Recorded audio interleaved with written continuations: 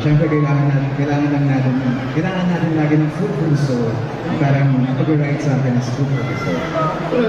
Pero ito nga, tinatanong namin kasi kanina sa lahat ng mga kasama namin dito.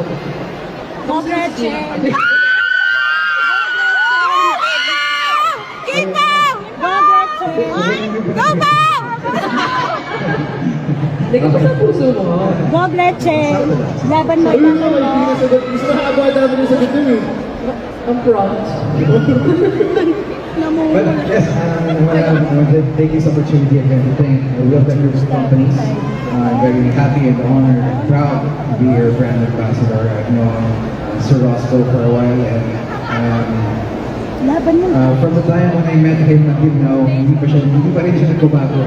Mabait pa rin siya. Minsan nagtataka na ako kung bakit sobrang bait talaga Parang ni ikaw Sir lang Roscoe. daw. Parang too good to be true, but it's true.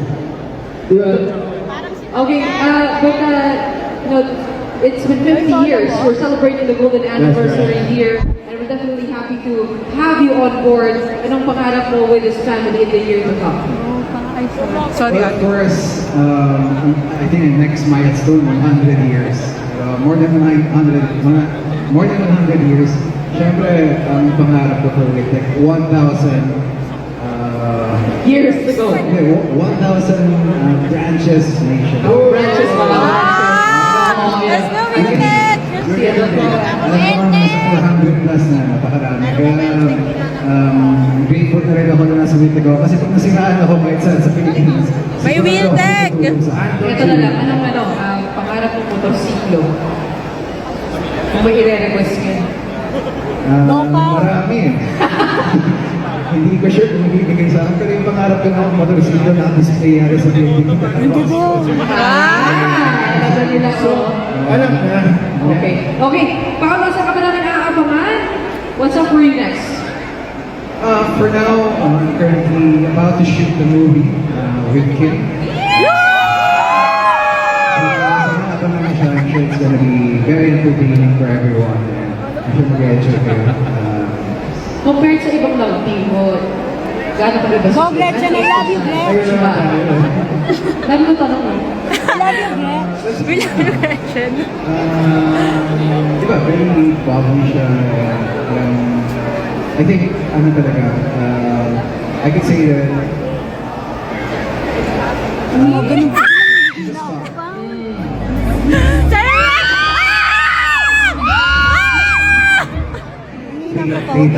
Si Mr. Yoso yan, di yan si Mr. Well, as we wrap Art. this up for you this afternoon, Paolo, how important is it to you to be the face of Realtek?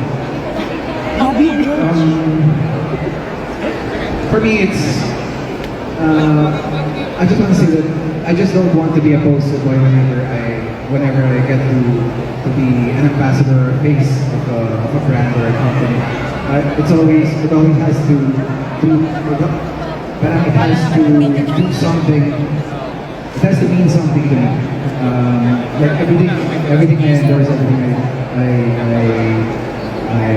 every brand ambassador ako, I use the products or It has to, you know, influence your life in some way. yes, that's why I was very happy when Realtek finally got me because I ride motorcycles every day and any kind of basta gulong, lalagay mo sa kalsada, sa truck, sa off-road, kahit skateboard pa rin, kahit roller blades pa rin. But I'm very happy that buti finally natin tayo. Hindi ko talaga naghihintay na sana kunin mo naman ang reviews ko. Naku, Paolo, baka ma-addict ka. Baka ma-addict ka sa kakaride. Oo nga eh. This opens a new chapter in your life. Pero ako meron akong suggestion na pwede nilang gawin kay Paolo. Ano yan? Alam niyo ba yung nag-viral na elevator moment niya? Yes! Gawin niya sa mga Realtek branch.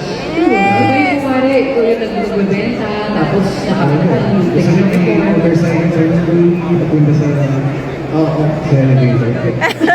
Ano daw? Motorcycle service. Oo, pwede naman. Basta bawal lumabas ng classroom.